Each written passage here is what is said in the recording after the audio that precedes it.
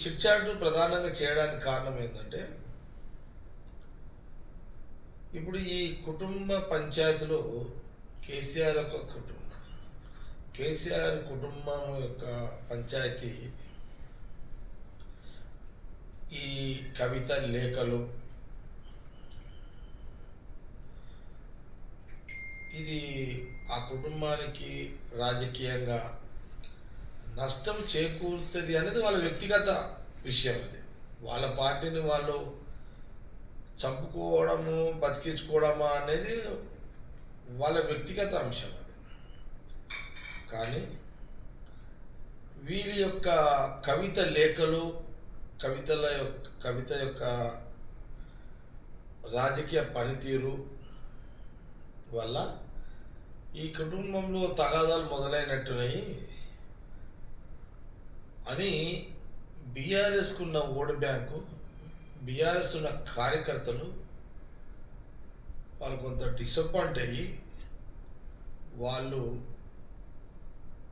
బీజేపీకి పోయే అవకాశాలు ఎక్కువ ఉన్నాయి. కాంగ్రెస్కి ఎందుకు రారు అని అంటే, కాంగ్రెస్లో ఆల్రెడీ మా దగ్గర చెరువు నిండా నీళ్లు ఉన్నాయి, మా తలుగులు వారుతున్నాయి, మాకు ఆ ఇబ్బంది ఉండదు. కానీ బీజేపీ లీడర్షిప్ లేదు కాబట్టి తెలంగాణలో ఈ కవిత లేఖలు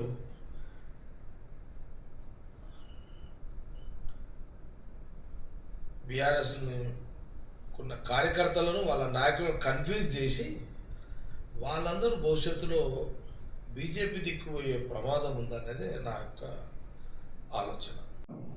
అంటే నేనేమంటున్నంటే, రాజకీయంగా కవిత బలవంతురాలు అని నేను అనుకోను. ఎందుకంటే ఓవరాల్గా బీఆర్ఎస్ అంటే కేసీఆర్, కేసీఆర్ అంటేనే బీఆర్ఎస్.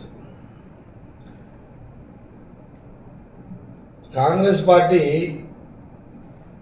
దేశ రాజకీయాల్లో వారి నాయకత్వంలో అన్ని రాష్ట్రాల్లో మేమందరం కూడా ఒక సెక్యులర్ భావాలతో ప్రజా పరిపాలనలో మేము ఎప్పుడు కూడా పనిచేస్తాం. బీజేపీ ఎప్పుడు కూడా హిందూ మత రాజకీయాలతోటి వాళ్ళ ఉనికిని కాపాడుకునే ప్రయత్నం వాళ్ళు చేస్తారు.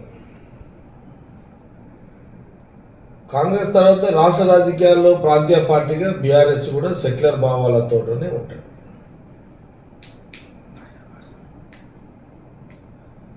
నాకు తెలిసిన కాడికి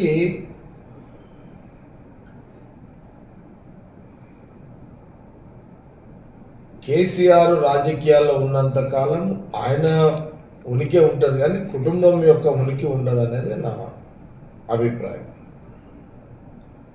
ఈరోజు నేను ఈ చిట్ చాట్ చేయడానికి కారణం కూడా ఏంటంటే, వీళ్ళు కేసీఆర్ యొక్క కుటుంబము ఎవరిది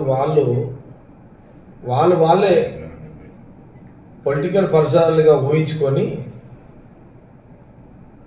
తండ్రి మీద దండయాత్ర చేస్తూ బీజేపీ పార్టీని వాళ్ళు కొంప ముంచుకుంటూ బీజేపీని పెంచి పోషించే, రాజకీయంగా పెంచే విధంగా ఈ యొక్క వీళ్ళ పరివర్తన ఉంది. కాబట్టి కాంగ్రెస్ పార్టీకి శత్రువు అయిన బీజేపీ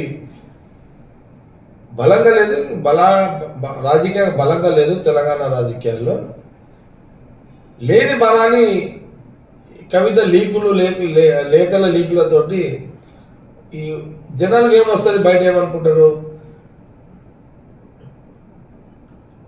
వాళ్ళ ఓటర్స్ బీఆర్ఎస్ ఓటర్స్ కానీ బీజేపీ కార్యకర్తలు ఏమనుకుంటారు, సరే ఇక వీళ్ళ ఇళ్ళ పంచాయతీ నడుస్తున్నది, సరే కాంగ్రెస్ లాంటి ఆల్రెడీ ఆడ ఎక్కువ లీడర్షిప్ ఉంటుంది, ఆడ అవకాశాలు ఉన్నాయి, బీజేపీకి పోదామని వాళ్ళ బీఆర్ఎస్ కార్యకర్తలు వాళ్ళ నాయకులు అనుకొని అటు దిక్కుపోయే ప్రమాదం ఉంటుంది.